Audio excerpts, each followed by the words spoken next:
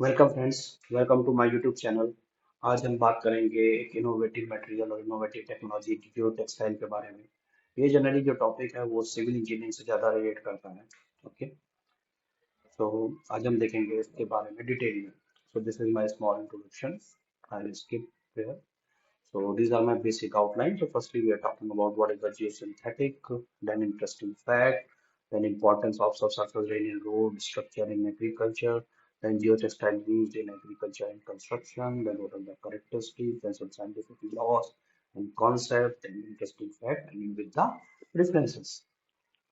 So जियोसिंथेटिक्स की बात करें तो एक्चुअली अगर देखा जाए तो हमारा जो भारत का एवरेज रेनफॉल है वो 400 मिलियन हेक्टेयर मीटर है, जो कि लमसम होता है 4 trillion cubic metre of water.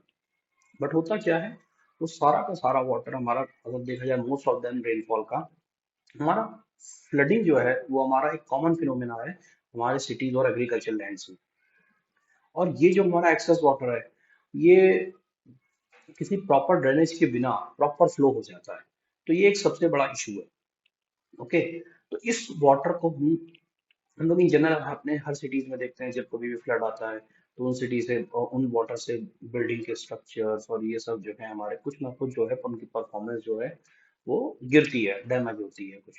तो उस कंट्रोल ऑफ वाटर को वो उसको कंट्रोल करना ताकि हमारे बिल्डिंग रिक्वायरमेंट जितने भी सिविल स्ट्रक्चर्स हैं हमारे इम्बैंकमेंट वगैरह उनकी परफॉर्मेंस सही हो सके। क्योंकि जो वाटर के साथ आता है that is the hydrostatic pressure developed होता है अपनी हर सरफेस पे।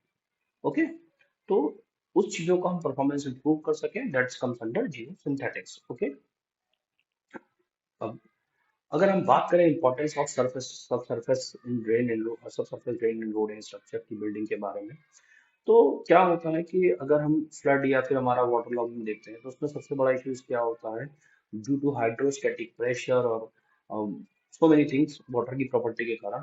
तो हमारे बहुत सारी जगह पे जो है इट्स लाइक इरोजन डेवलप होता है। ओके, इरोजन इरोजन होते हैं। जैसे रोड की बात देखें तो हम लोग बहुत जगह पे हम इमेजेस में क्लीन देख सकते हैं कि यहाँ वाटर लॉगिंग है, तो यहाँ अपने आप लेवल में डिफरेंस हो गया है, then there are some erosion, soil erosion हो गए हैं। तो अगर हमारा सब सरफेस ड्रेन जो है उसका मैनेजमेंट प्रॉपर होगा तो हमारे रोड्स और हमारे जितने भी टाइप के स्ट्रक्चर्स हैं उनको ज़्यादा हार्म नहीं होगा और उनकी परफॉर्मेंस इंप्रूवमेंट होगी। तो अगर हम देखें तो कुछ इस तरीके से अगर हम डिजाइन की बात करें तो जो रोड या फिर जो भी लैंड है उसके बगल में जो हमारा पेमेंट एरिया है, तो then we fill up coarse aggregates. Then after that we are using a geo fabric और we say it's a geotextile. तो इससे क्या होता है, जियो टेक्सटाइल से जो हमारा वाटर ये एक्चुअली बेसिकली वाटर की परमेबिलिटी होती है। तो हमारे जो वाटर से through the follow the gravity, then उससे क्या होता है कि जो हमारा जितना भी सब सरफेस ड्रेन का जो वाटर है वो इस एरिया में कलेक्ट होता है। देन आफ्टर दैट ये जो हमारा पाइप होता है that is the totally perforated. तो इसके थ्रू पानी जो है वो वाटर हमारा वो हमारा फ्लो होता है जिसको जिसको हम लोग बाद में ड्रेन में या फिर उसको for the ground water recharge के लिए हम अंडर वाटर रिचार्ज के लिए भी वाटर टेबल के लिए रिचार्ज के लिए भी हम उसको यूज कर सकते हैं। ओके, तो कुछ हम इस फिगर में वो चीज समझ सकते हैं कि जो फिल्ट्रेशन प्रोसेस है हमारा जियो टेक्सटाइल के थ्रू कि हम उस परफोरेटेड ड्रेन्स के थ्रू उनको पानी को कलेक्ट करके ड्रेन्स में या फिर उनको अगर हमारे सॉइल की कंडीशन अच्छी है उसकी परमेबिलिटी तो अगर हम उनको चाहें तो ग्राउंड में रिचार्ज भी कर सकते हैं। ओके, क्योंकि जो डी वाटरिंग जो प्रोसेस है सॉइल का कि गड्ढा खोद करके उसमें जस्ट कोर्स एग्रीगेट भरना, डिगिंग करना, तो ये थोड़ा सा देखा जाए तो अनइकोनॉमिकल है और उसका बहुत अच्छा परफॉर्मेंस नहीं आता है, कॉस्टली पड़ता है। लेकिन अगर हम लोग बिल्कुल ये प्रोसीजर फॉलो करते हैं जियो टेक्सटाइल के बाद we are using a perforated, तो ये काफी कंपैरेटिवली देखा जाए तो उससे कम एक्सपेंसिव और एक परफॉर्मिंग जो है वो कंपैरेटिवली बहुत फार बेटर देता है इससे। ओके, अगर हम इस सरफेस की ड्रेन की बात की जाए एग्रीकल्चर के सेक्टर में, तो हम ये बहुत कॉमनली देखते हैं कि जब भी फ्लडेड आता है तो हमारी मोस्ट ऑफ देम जो हमारी क्रॉप्स हैं दे आर टोटली मतलब फ्लडेड में वो जो है वो वेस्ट हो जाती है। तो अगर हम यही टेक्नोलॉजी जो है सब सरफेस के वाटर का ड्रेन का टेक्नोलॉजी अगर we are using in that section तो उससे हमको जो है काफी हेल्पफुल होता है। ओके, सो क्योंकि प्लांट वांट की जो भी रूट होती है ग्रोथ उनको भी ऑक्सीजन की रिक्वायर्ड होती है रेस्पिरेशन प्रोसेस के लिए।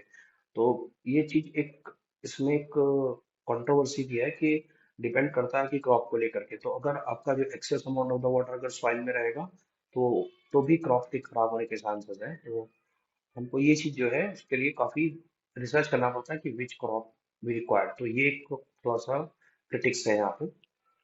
ओके, हम इस फिगर्स के थ्रू देख सकते हैं कि ऊपर की हमारी वेरिंग सरफेस है, देन सब बेस है, और उसको हमने जियो और टेक्सटाइल के बाद इस तरीके से किया है। देन जो ये हमारा है ड्रेनेज वाला सेक्शन है जिसमें हम ये बैकफिल करके इस तरीके से जो सब सरफेस का वाटर है उसको ड्रेनेज से हम निकाल सकते हैं। ये एक प्रोसीजर है हमारे।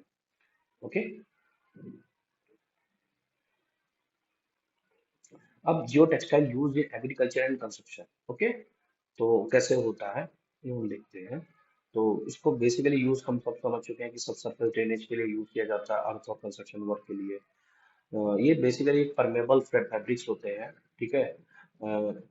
जो कि क्या होता है कि इनमें एक एबिलिटी होती है कि ये फिल्टरेशन कर सकते हैं सॉइल पार्टिकल और वाटर पार्टिकल। तो इनसे बेसिकली क्या होता है कि वाटर पार्टिकल जो है वो फिल्टर होके जाता है, बट सॉइल पार्टिकल को ये जो है फिल्टर नहीं करते, मतलब उनको ये आगे नहीं जाने देते हैं, ताकि उसके कारण क्या होता है जो हमारा सॉइल इरोजन का प्रोटेक्शन होता है वो नहीं होता है, रुक जाता है। ओके, बात करते हैं जियो टेक्सटाइल की। तो मटेरियल कौन कौन से होते हैं। तो इसमें मटेरियल की जो कैटेगरी है वो दोनों है कि कुछ होता है जो वाटर से लाइटर होते हैं और कुछ होते हैं वाटर से जो हैवियर, दोनों केसेस है।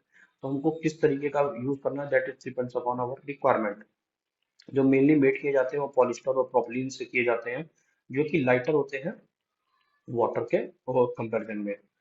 और पीईटी जो होता है वो हैवियर होता है वाटर से के मॉलिक्यूल के कंपेरिजन में, और उसकी स्ट्रेंथ जो है वो एक्सीलेंट होती है। अब हम बात करते हैं some application of geotextile. तो first one is the filtration, जिसमें वाटर के मॉलिक्यूल्स को वो पास करता है, अलाउ करता है पासिंग करने के लिए, ठीक है। और जो सॉइल के पार्टिकल है उनको वो रिस्ट्रिक्ट करता है। Third one is the planar drain. तो प्लानर ड्रेन बेसिकली क्या होता है कि वो अलाउ करता है वाटर और गैस दोनों को पास करने के लिए with in the plan of brick material. तो इस तरीके का हम लोग प्लानर ड्रेन बोलते हैं। किस किस टाइप के मैन्युफैक्चरिंग हो सकता है जियो टेक्सटाइल। तो उसमें अगर देखा जाए तो सबसे पहले दो ही टाइप के होते हैं, वुवन और non woven Jio textile. But इसमें आगे रिसर्च का पार्ट है तो बहुत सारे अभी कैटेगरीज आ गए हैं। अगर उसमें और भी देखें तो निटेड और स्टिच होते हैं, स्टिच बॉन्डेड। तो ये बेसिकली स्पेशलिटी प्रोडक्ट है, ये ओकेशनली यूज किए जाते हैं किसी स्पेशल प्रोजेक्ट के लिए। नॉन वोवन जो जियो टेक्सटाइल है वो हाईली डिजायरेबल है सब सरफेस ड्रेनेज और इरोजन कंट्रोल के लिए, as well as for road stabilisation के लिए, over wet moisture stitch file के केसेस में भी। ओके, तो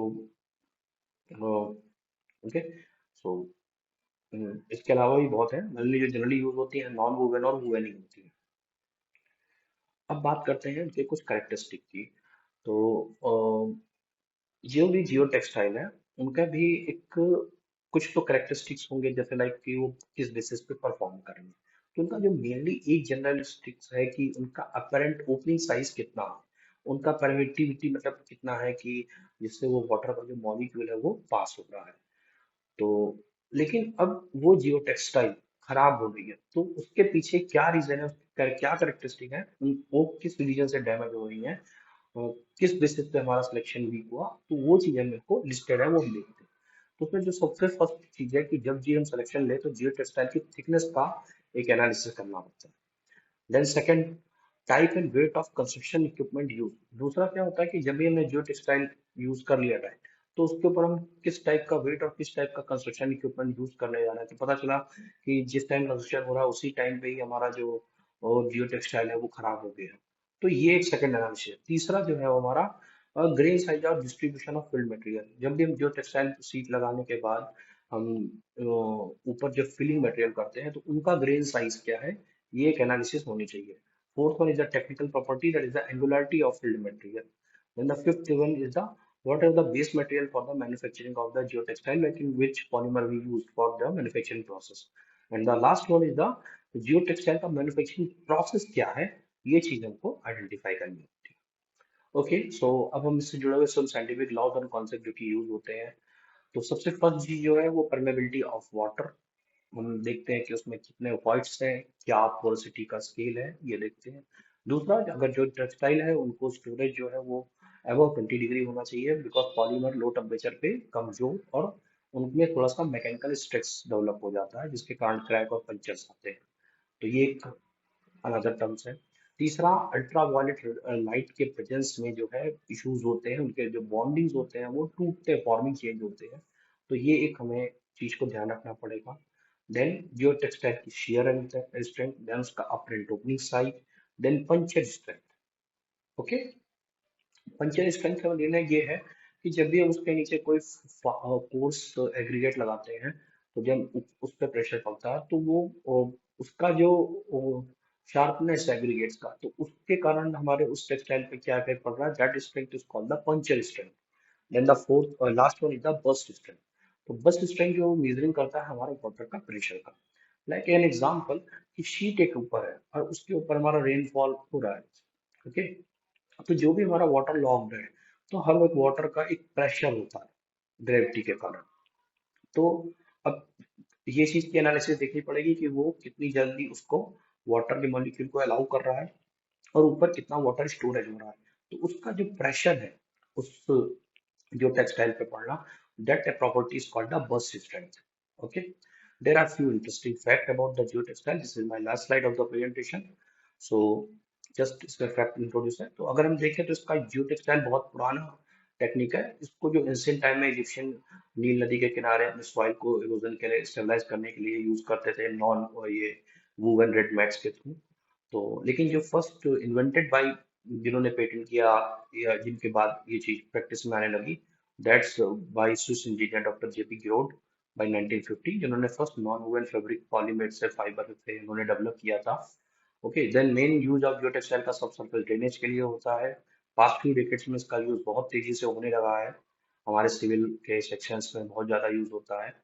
हम आर्किटेक्ट्स में इसको लैंडस्केप में जरूर यूज कर सकते हैं, हर जगह। ओके, देन इसके इवन गार्डनिंग में और अदर लैंडस्केप डेवलपमेंट में भी यूज किया जा सकता है इसको। और इस टॉपिक को हमारा रेन वाटर हार्वेस्टिंग के साथ भी ऐड किया जा सकता है अगर देखा जाए तो। In addition to their subsurface drainage, जो फॉर इरोजन कंट्रोल के लिए भी हमारा ये यूज होता है। Then geotextile made of variety of materials like polypropylene, polyester, polythene.